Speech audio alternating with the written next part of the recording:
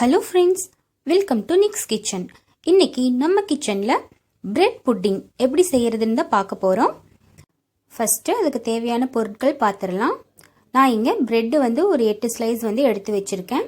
அப்புறம் 2 முட்டை, வெண்ணிலா எசன்ஸா, பட்டர் ஒரு 2 டேபிள் ஸ்பூன் அளவுக்கு எடுத்துக்கோங்க. மெல்டட் பட்டராக பார்த்துக்கோங்க. அப்புறம் சுகர் ஒரு 80 to 100 கிராம்ஸ்குள்ளே இருக்கிற மாதிரி எடுத்து வச்சுக்கோங்க. இப்போ சுகரை கேரமலைஸ் பண்ணி எடுத்துக்கலாம். அதில் ஒரு பாத்திரத்தை வச்சுட்டு அதில் 2 டேபிள் ஸ்பூன் அளவுக்கு சர்க்கரை சேர்த்துருக்கேன். சர்க்கரை சேர்த்துட்டு உடனே தண்ணி ஊற்றிடுங்க. இல்லைன்னா இந்த மாதிரி கட்டி வர மாதிரி ஆகிடும். அப்போ பயந்துக்க வேண்டாம். இருந்தாலும் நாம் தண்ணி கொஞ்சம் சேர்த்துட்டு நல்லா கலந்து விட்டுட்டே இருந்தோம்னா இந்த மாதிரி நல்லா சுகர் கேரமலைஸ் ஆகி நம்மளுக்கு கிடைக்கும். அதை நம்ம எந்த பாத்திரத்தில் நம்ம இந்த புட்டிங் செய்ய போகிறோமோ அதில் ஊற்றி வச்சுக்கோங்க. இருக்கட்டும். இப்போ பிரெட் புட்டிங் செய்யறதுக்கு அந்த மிக்சரை நாம் ரெடி பண்ணிக்கலாம்.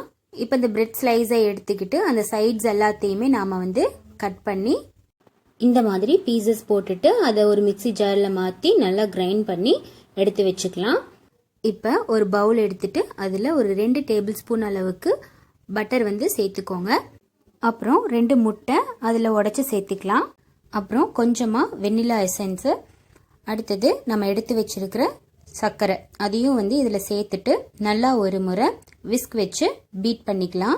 இப்போ நம்ம எடுத்து வச்சிருக்கிற 1.5 கப் பால் இருக்கு இல்லையா, அதுவும் இதில் சேர்த்துட்டு நல்லா ஒரு தடவை கலந்து விட்டுட்டு கடைசியாக நாம் பொடி பண்ணி வச்சிருக்கிற பிரெட்டை இதில் சேர்த்துட்டு நல்லா கலந்து சுகர் கேரமலைஸ் பண்ணி எடுத்து வச்சிருக்கிற அந்த பாத்திரத்தில் இதை அப்படியே சேர்த்துற வேண்டியது தான்.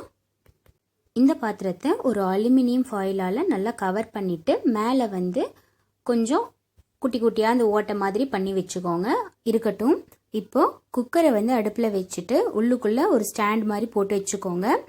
இப்போ அதில் தண்ணி விட்டுட்டு அதுக்குள்ளே நாம் எடுத்து வச்சுருக்கிற அந்த பாத்திரத்தை உள்ளுக்குள்ளே வச்சு செட் பண்ணிடலாம். இப்போது குக்கரை க்ளோஸ் பண்ணிவிட்டு மேலே விசில் எதுவும் போட வேண்டாம். இப்படியே அடுப்பை சிம்மில் வச்சு ஒரு 30 மினிட்ஸ் வரைக்கும் இருக்கட்டும். இப்போ இடையில நீங்கள் எடுத்து ஓப்பன் பண்ணிவிட்டு ஒரு கத்தியோ இல்லைன்னா டூத் பிக்கோ வச்சு குத்தி பாருங்கள். ஒட்டாமல் வந்துச்சுன்னா நம்மளுக்கு இந்த டிஷ் ரெடி ஆயிடுச்சுன்னு அர்த்தம். இப்போ நாம் அதை எடுத்து கீழே வச்சுட்டு ஓப்பன் பண்ணிடலாம். பாருங்கள், சூப்பராக நம்மளுக்கு பிரெட் புட்டிங் ரெடி ஆயிடுச்சு. இது வெந்திருக்கான்னு சொல்லி பார்க்குறக்கு இந்த மாதிரி ஒரு கத்தியை உள்ளே விட்டு பார்த்தீங்கன்னா இப்படி ஒட்டாமல் நம்மளுக்கு கிடைக்கணும். இந்த மாதிரி இருந்துருந்துச்சுன்னா நம்ம டிஷ் ரெடி ஆயிடுச்சுன்னு அர்த்தம். இது கொஞ்ச நேரம் ஆறட்டும். ஆறினதுக்கப்புறமா சைடு எல்லாத்தையுமே கத்தியை வச்சு கொஞ்சம் எடுத்து விட்டுட்டு அதுக்கப்புறமா நாம் திருப்பி எடுத்தோம் அப்படின்னா நம்மளோட பிரெட் புட்டிங் சூப்பராக இங்கே ரெடியாக இருக்கும். இதை ஃப்ரிட்ஜில் வச்சு சர்வ் பண்ணோம்னா ரொம்பவே சூப்பராக இருக்கும்.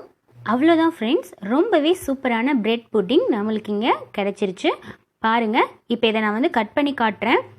கத்தி உள்ளே இறங்குறதே தெரியல, அவ்வளோ சாஃப்டாக இருக்குது. நீங்களும் இதை ட்ரை பண்ணி பாருங்கள் ஃப்ரெண்ட்ஸ். கண்டிப்பாக உங்களுக்கு இந்த ரெசிபி பிடிக்கும்னு நினைக்கிறேன். இந்த ரெசிபி உங்களுக்கு பிடிச்சிருந்ததுன்னா நம்ம சேனலை லைக் பண்ணுங்கள், ஷேர் பண்ணுங்கள், சப்ஸ்கிரைப் பண்ணுங்கள். மறக்காமல் உங்கள் ஃபீட்பேக்ஸை கமெண்ட்ஸில் சொல்லுங்கள். தேங்க்யூ.